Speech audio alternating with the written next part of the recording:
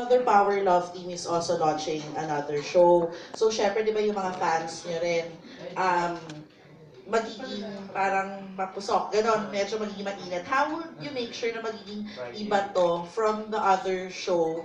Kasi medyo may idea na kami doon bilang remake siya. This one, how would it be different? Oh, we're talking about the Katniel. They're Launching Pangako Sa'yo. Pangako Sa'yo, and then here we are launching you in this new series. How would they? Paano magiging iba? Kasi for sure, medyo alam na namin yung idea ng Pangako Sa'yo kasi remake siya. So, how is this different? Okay, they know what this Kasama story. kami. Oh, Kasama kami. I mean, the story is really unique. It's really great. It's really fun. It's very light.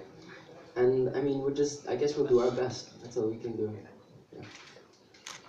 Mas light. Very light and fun.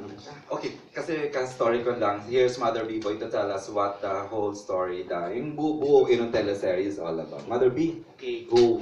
Kisa and everyone, hello, magandang hapon. Naka-storycon pa lang namin, alam niyo naman po, pa nag-storycon, syempre magde-develop pa siya much further. The Katniel Tandem is doing Pangako Sa'yo remake, which is, kumbaga, nanay ng teleserye ng ABS-CBN, yung Pangako Sa'yo noon. It's coming back in a new pakete, so that's gonna be high drama.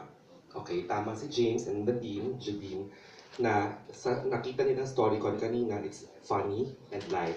Pero mag-a-add ako ha, reveal na natin. Diba? Meron itong mas may tagus-salaman factor.